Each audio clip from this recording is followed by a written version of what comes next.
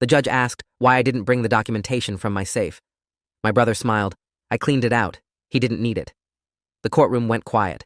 Then the judge did something nobody expected. The moment my brother Garrett smiled in that courtroom, I knew he thought he'd won. He sat at the plaintiff's table in his tailored navy suit, his attorney whispering something in his ear that made him nod slowly, confidently. Meanwhile, I stood at the witness stand with empty hands and a racing heart, unable to produce the documents that would prove everything I'd been saying for the past 8 months. Judge Eleanor Whitfield peered at me over her reading glasses, her expression somewhere between confusion and disappointment. She'd asked me a simple question. Where was the documentation from my father's safe that I'd referenced in my deposition? The safe that contained the original will, the property deeds, the insurance policies, and 23 years of meticulous financial records that my father had kept. My mouth went dry.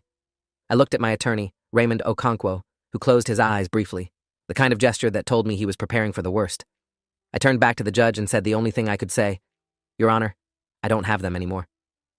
That's when Garrett leaned back in his chair and spoke the words that would change everything. I cleaned it out.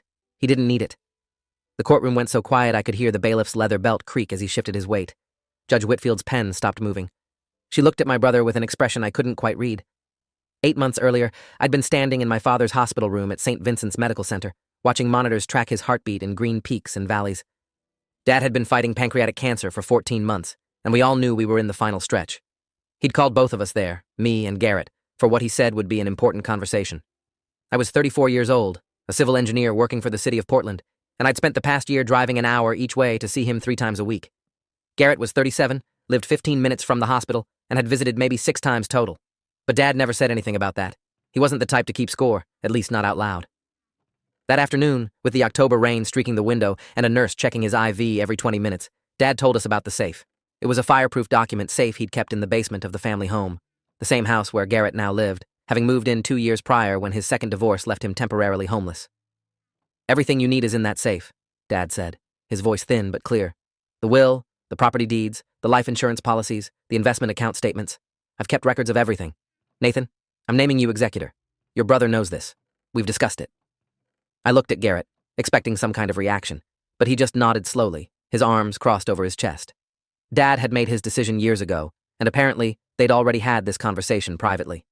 I'd always been the responsible one, the one who paid his bills on time and showed up when he said he would. Garrett had charm and ambition, but he also had a trail of bad decisions, failed business ventures, 2 divorces, and a habit of borrowing money he never quite got around to repaying. Dad loved us both, but he trusted me with the practical matters.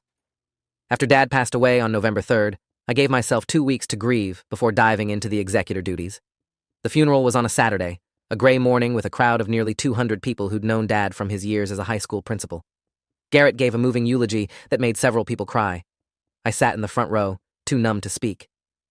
The following Thursday, I drove to the family home to retrieve the documents from the safe. Garrett met me at the door with a beer in his hand, even though it was barely noon.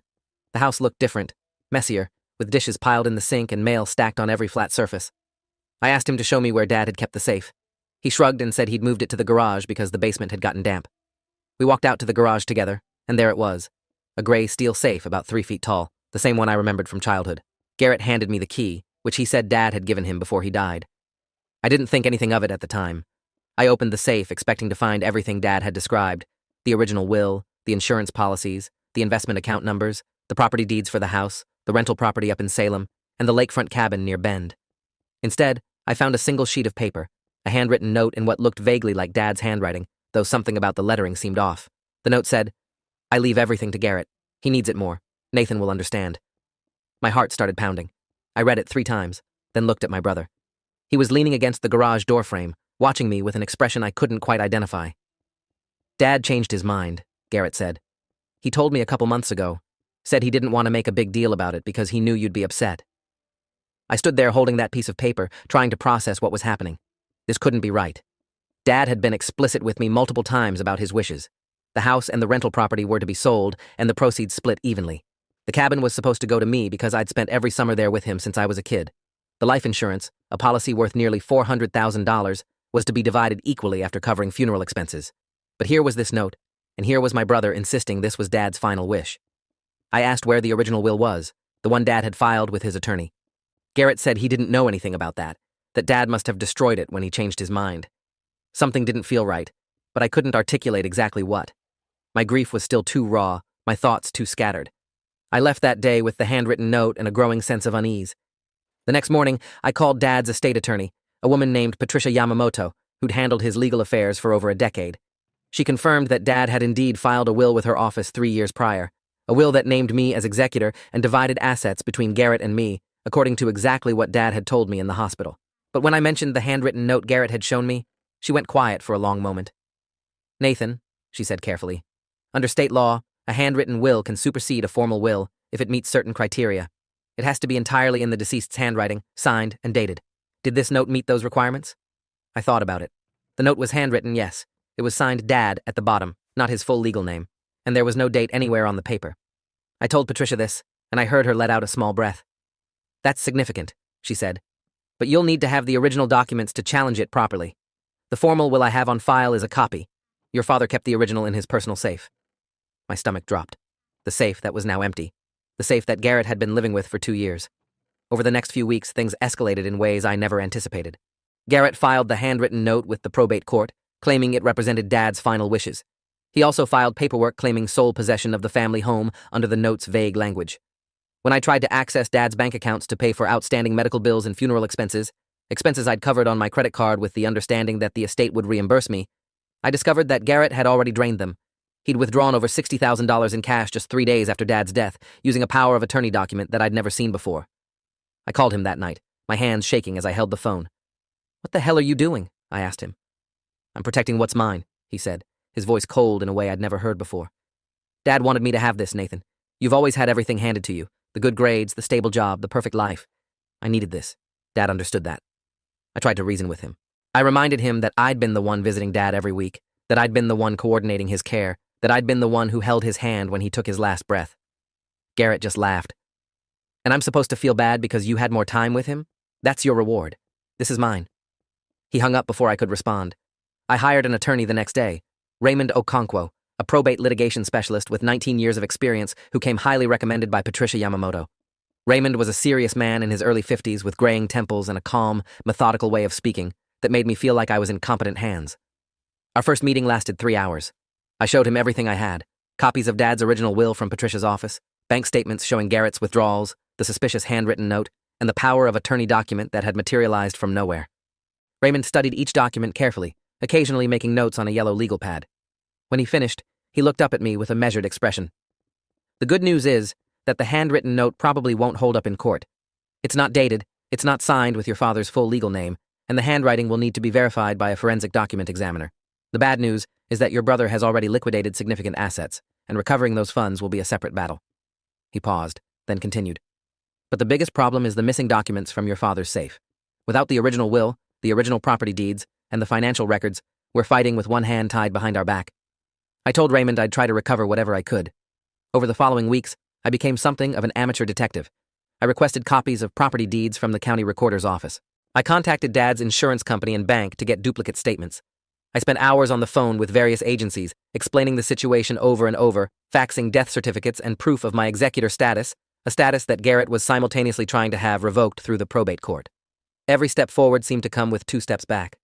The insurance company informed me that Garrett had already filed a claim on Dad's life insurance policy, using the handwritten note as justification, and they'd paid out the full amount to him directly. The bank said that without the original account agreements, they couldn't reverse the withdrawals Garrett had made. The property management company that handled Dad's rental in Salem said that Garrett had presented himself as the new owner and was already collecting rent checks. My brother had moved fast, faster than I ever would have expected. In my grief, I'd given him a 2-week head start, and he'd used every minute of it. I started having trouble sleeping. I'd lie awake at 3 in the morning, staring at the ceiling, replaying conversations with Dad, and trying to understand how things had gone so wrong. 4 months into this nightmare, I got a call that changed everything. It was from a woman named Diana Prescott, a forensic document examiner with 22 years of experience who Raymond had hired to analyze the handwritten note. Her findings were unambiguous. "This document was not written by your father," she said. I was sitting in my car in a parking lot, having pulled over when I saw her number on my phone.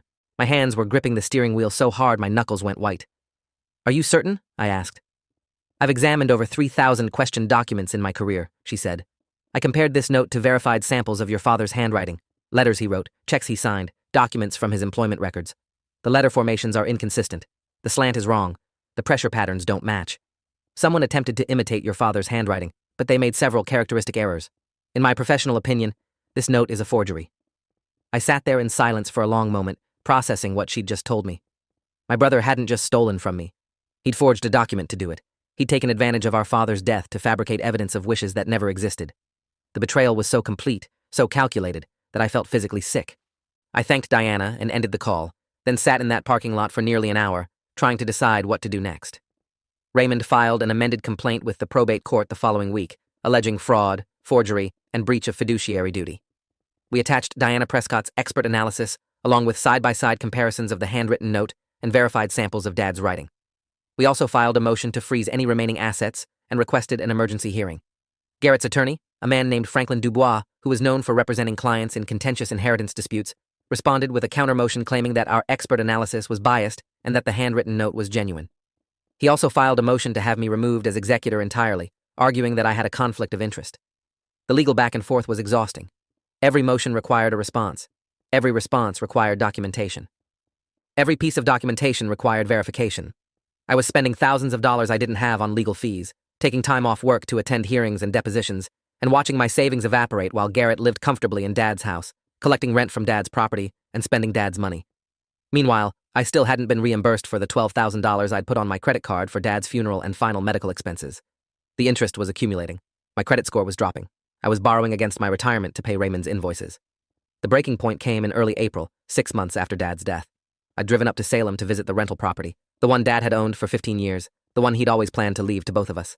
A tenant named Gerald Huang had been living there for 8 years, a retired postal worker who'd known my father personally. When I knocked on the door and introduced myself, Gerald's face fell. "I'm so sorry about your dad," he said. "He was a good man. But I should tell you, your brother was here last month. He said he's selling the property, gave me 60 days to vacate." My stomach dropped. Garrett was selling Dad's property without my consent, without court approval, without any legal right to do so. I called Raymond from my car. His response was grim. "He's trying to liquidate everything before the court rules. He knows he's going to lose eventually, so he's grabbing whatever he can while he still has access."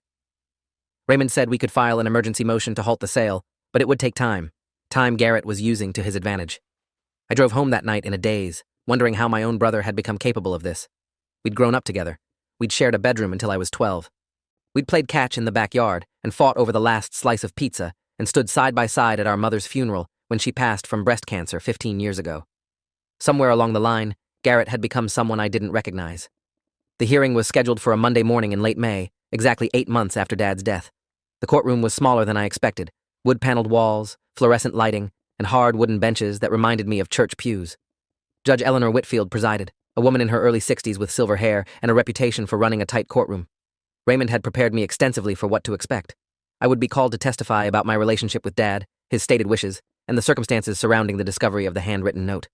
The prosecution, my side, would present Diana Prescott's forensic analysis and call witnesses who could attest to Dad's intentions.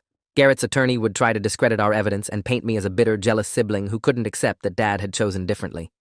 What Raymond hadn't prepared me for was the question that would unravel everything.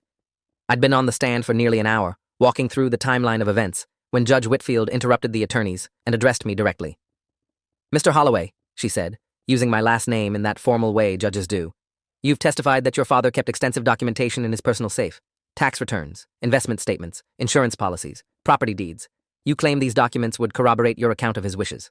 She paused, looking at me over her reading glasses. "Where are those documents now?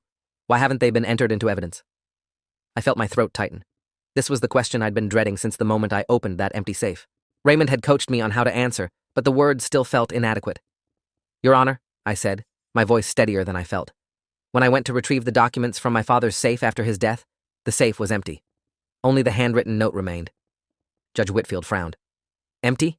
You're telling me that years of financial records simply vanished?" "Yes, Your Honor. My brother had been living in the house for 2 years prior to my father's death. He had access to the safe. I believe—" That's when Garrett cut me off. He stood up from the plaintiff's table, ignoring his attorney's attempt to pull him back down. He was smiling, that same confident, easy smile he'd always used to charm his way out of trouble. "I cleaned it out," he said, his voice carrying clearly through the courtroom. "He didn't need it." The courtroom went silent. Absolutely silent. I could hear the air conditioning humming through the vents. Judge Whitfield's pen, which had been moving across her notepad, stopped mid-stroke. She looked at Garrett with an expression that shifted from surprise to something harder, something cold. "Excuse me?" she said, her voice dangerously quiet. Franklin Dubois was on his feet now, trying to do damage control. Your Honor, my client misspoke. He simply meant, sit down, Mr. Dubois. The judge's words cracked through the room like a whip. Dubois sat. Judge Whitfield turned her full attention to Garrett, who was still standing, though his smile had started to falter. Mr. Holloway, she said, and hearing her use our shared last name felt strange, like she was addressing both of us at once. Did you just admit, in open court, to destroying evidence relevant to this probate proceeding? Garrett's jaw worked. I could see him trying to calculate, trying to find the words that would get him out of this, but there was no getting out of it. He'd said what he'd said, in front of a judge, on the record, with a court reporter capturing every syllable. I didn't destroy anything, he finally said. I just moved some things, old papers. They weren't important. Judge Whitfield's expression didn't change. Mr. Holloway, I am going to ask you a direct question, and I strongly advise you to answer truthfully. Under penalty of perjury, did you remove documents from your father's safe, documents that were relevant to his estate and to this proceeding, and dispose of them in any way? Garrett's attorney was practically vibrating in his seat, desperate to intervene, but the judge had asked a direct question, and Garrett had to answer. I watched my brother's face cycle through several emotions in rapid succession: defiance, fear, calculation, and finally a kind of sullen resignation. Some of them, yeah, he admitted, but only because they were outdated, old statements and stuff. Nothing that mattered. Nothing that mattered, the judge repeated, her voice flat. She turned to the court reporter. Let the record reflect that the plaintiff has admitted to removing and disposing of documents from the deceased's estate prior to probate. Then she did something nobody expected. She removed her reading glasses, set them on her desk, and folded her hands. Mr. Dubois, she said, addressing Garrett's attorney, I am going to give you 5 minutes to confer with your client. During that time, I suggest you explain to him the legal consequences of what he has just admitted. Destruction of estate documents is a felony in this state. Obstruction of probate proceedings is a felony. Perjury, which I strongly suspect has occurred multiple times during these proceedings, is a felony. She paused, letting those words sink in. When we reconvene, I will be issuing my preliminary ruling. I suggest your client use this time wisely. She banged her gavel and called a recess. I sat frozen at the witness stand, my heart pounding so hard I could feel it in my temples. Raymond came to my side immediately, his face a mask of professional calm, even though I could see the excitement in his eyes. This is good, he said quietly. This is very good. I watched Garrett and his attorney huddled in the corner, their conversation increasingly animated. Garrett's face had gone pale. He kept shaking his head, making sharp gestures with his hands.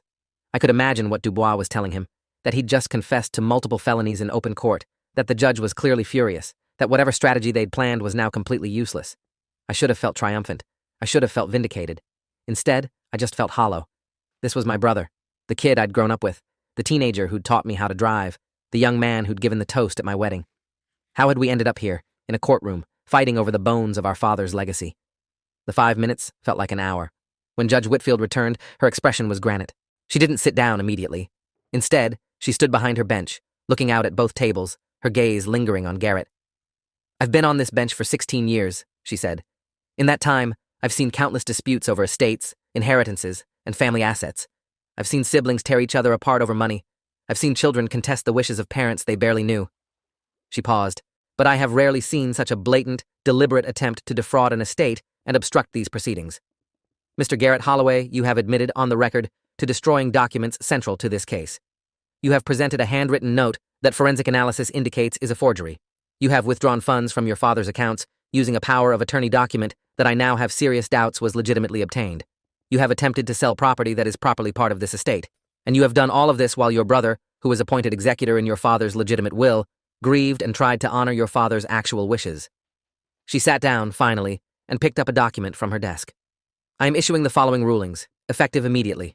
First, the handwritten note presented by the plaintiff is hereby declared invalid. It fails to meet the statutory requirements for a holographic will, and there is substantial evidence it is a forgery. Second, the formal will filed by Patricia Yamamoto, Esquire, is hereby confirmed as the controlling testamentary document. Third, Mr. Nathan Holloway is confirmed as executor of the estate, with full authority to manage and distribute assets according to the deceased's wishes. She turned another page. Fourth, all assets improperly obtained or disposed of by the plaintiff, including but not limited to the life insurance proceeds, the funds withdrawn from estate accounts, and any rent collected from estate property, are hereby ordered to be returned to the estate within 30 days. Failure to comply will result in contempt charges. Garrett made a sound, something between a laugh and a groan. His attorney put a hand on his arm. Judge Whitfield wasn't finished. Fifth, I am referring this matter to the District Attorney's Office for investigation of potential criminal charges, including but not limited to forgery, theft, obstruction of legal process, and destruction of evidence. Mr. Holloway, I strongly suggest you retain criminal defense counsel. She looked at Garrett with an expression that was almost sad. You had a father who loved you. You had a brother who would have shared his inheritance with you. And you threw it all away for greed. I hope someday you understand the magnitude of what you've done. She banged her gavel. Court is adjourned. The aftermath unfolded over the following months, like dominoes falling. True to her word, Judge Whitfield referred the case to the district attorney. An investigator named Thomas Brennan, a 15-year veteran of the white-collar crimes unit, was assigned to the case. He subpoenaed Garrett's bank records, phone records, and computer files. What he found was even worse than I'd imagined. The power of attorney document Garrett had used to drain Dad's accounts. Forged, using a notary stamp that had been reported stolen from a law office 6 months earlier. The handwritten note claiming Dad had changed his wishes. Written on paper that forensic analysis dated to less than a week before Dad's death, a time when Dad was heavily sedated and barely conscious. There were also text messages between Garrett and an acquaintance of his, a man named Douglas Ferraro, discussing how to make it look right and get the timing down. Douglas, it turned out, had previous forgery convictions. He'd been paid $3,000 to help Garrett create the fake documents. Investigator Brennan laid it all out for me in his office one afternoon, 8 months after the court hearing. Your brother planned this for at least 6 months before your father died, he said. He knew your father's wishes. He knew he wasn't going to get what he wanted through legitimate means, so he decided to take it anyway. I asked Brennan what would happen next. He said Garrett had been offered a plea deal, plead guilty to forgery and theft, serve 2 to 4 years in state prison, and make full restitution to the estate. If he refused the deal, he'd go to trial facing charges that could result in up to 12 years. Garrett took the deal. I didn't attend his sentencing hearing. I couldn't. Raymond went on my behalf and reported back that Garrett had made a brief statement apologizing to the court, though notably not to me. The judge sentenced him to 30 months in prison and ordered him to pay back every dollar he'd taken, plus interest and legal fees. The total restitution amount was just over $480,000, money Garrett didn't have, which meant he'd be paying it off for the rest of his life. I sold the family home that summer. I couldn't bear the thought of keeping it, knowing what had happened there. The rental property in Salem went too, with Gerald Huang receiving a generous moving assistance fund from the proceeds. I kept the cabin near Bend, the one Dad had always wanted me to have, and I visited it for the first time since his death on what would have been his 73rd birthday. Sitting on that cabin's deck, watching the sun set over the lake, I finally let myself feel everything I'd been holding back. The grief, the anger, the bewilderment at how my own brother could have betrayed our father's memory so completely. But also something else, a kind of peace. Dad's wishes had been honored. His legacy was intact. The people he'd wanted to provide for, including a scholarship fund at the high school where he'd been principal for 22 years, would receive what he'd intended. I scattered some of his ashes in the lake that evening, as he'd requested in his real will. The water was still and golden in the fading light. I said a few words, nothing eloquent, just the kind of rambling things you say when you're talking to someone who can't answer. I told him I missed him. I told him I was sorry things had gotten so ugly. I told him I hoped, wherever he was, he could see that his real wishes had been carried out. A fish jumped somewhere in the distance, breaking the surface with a small splash. I chose to take it as a sign. It's been 3 years since that day at the lake. I'm 40 now. I got promoted to senior engineer at work. I moved to a bigger apartment with my partner May, who stuck by me through all of this despite the stress and the financial strain and the countless evenings I spent buried in legal documents instead of present with her. We're talking about buying a house, maybe something near the cabin, something with a view of the water. Garrett gets out of prison in 4 months. I haven't decided yet whether I'll speak to him when he does. Part of me wants to understand, wants to salvage something from the wreckage of our relationship. Another part of me knows that some betrayals are too deep to repair, that the brother I grew up with died somewhere along the way and was replaced by someone I don't recognize. A few weeks ago, I received a letter from him, prison stationery, handwritten. It was 3 pages long and full of apologies. Apologies for what he did, apologies for what he put me through, apologies for betraying Dad's memory. He said prison had given him time to think, to really think, about what kind of person he'd become and why. He said he didn't expect forgiveness, but he wanted me to know he was sorry. I read that letter 3 times. Then I put it in a drawer and haven't looked at it since. I don't know what to do with it. I don't know what to do with him. Maybe forgiveness will come eventually, or maybe it won't. What I do know is that I honored my father's wishes. I protected his legacy. I stood in that courtroom with nothing but the truth, and the truth was enough. When Garrett smiled and said he'd cleaned out the safe, he thought he was delivering the killing blow. He thought he'd outmaneuvered me completely. But what he'd actually done was hand Judge Whitfield the evidence she needed to see him for exactly what he was. The truth has a way of doing that, of finding the cracks in carefully constructed lies and flooding through them until the whole edifice collapses. Garrett spent 2 years building his scheme. He spent months forging documents and draining accounts and planning his takeover of Dad's estate. And he destroyed it all with one sentence, spoken in arrogance, because he couldn't resist showing me that he'd won. Except he hadn't won. The truth doesn't care about schemes or plans or forged documents. It just waits. And eventually, it speaks. Dad used to say that character is what you do when no one is watching. I think about that a lot these days. Garrett thought no one was watching when he emptied that safe. He thought no one was watching when he forged that note. He thought no one was watching when he drained those accounts. But someone was always watching. If not a person, then the record of his actions, the trail of evidence, the patterns that investigators like Thomas Brennan are trained to find. He thought he could operate in shadows, but shadows have a way of coming into light. I'm not the same person I was before all this happened. I'm harder in some ways, more cynical about family and trust. But I'm also more certain about who I am and what I stand for. I stood up for my father's wishes when it would have been easier to walk away. I fought for the truth when lies would have been simpler. I learned that doing the right thing isn't always rewarded immediately, but it's rewarded eventually, if not by external circumstances, then by the knowledge that you can live with yourself. Dad would have been proud of that, I think. He spent his career as an educator trying to instill values in young people: integrity, honesty, perseverance. He couldn't have known that his final lesson to me would come after his death, in a courtroom, against my own brother. The scholarship fund in his name awarded its first grants last spring. 4 students from his old high school received money for college, kids from families that couldn't otherwise afford it, kids who reminded the selection committee of what Dad had always said about education being the great equalizer. I attended the ceremony as a representative of the family. I didn't mention Garrett. Nobody asked. Afterwards, a woman approached me. She was in her 50s, with graying hair and kind eyes. She introduced herself as one of Dad's former students from 30 years ago. She told me that my father had believed in her when nobody else did, that he'd advocated for her to attend college when her guidance counselor said she wasn't college material. She'd gone on to become a nurse, raised 3 kids, and was now working at the same hospital where Dad had spent his final months. She said she'd held his hand once during a night shift, not knowing who he was at first, and that when she realized it was him, she'd thanked him for everything he'd done for her. She said he'd smiled and told her he was proud of her. I couldn't speak for a moment after she told me this. The tears came suddenly, unexpectedly, not from grief, but from something else entirely. The last time I visited the cabin was 2 weeks ago. The leaves were just starting to turn, gold and orange at the edges, the lake reflecting the colors like a mirror. I sat on the deck with a cup of coffee and watched the sunrise, thinking about everything that had happened and everything that was still to come. May is pregnant. We found out last month.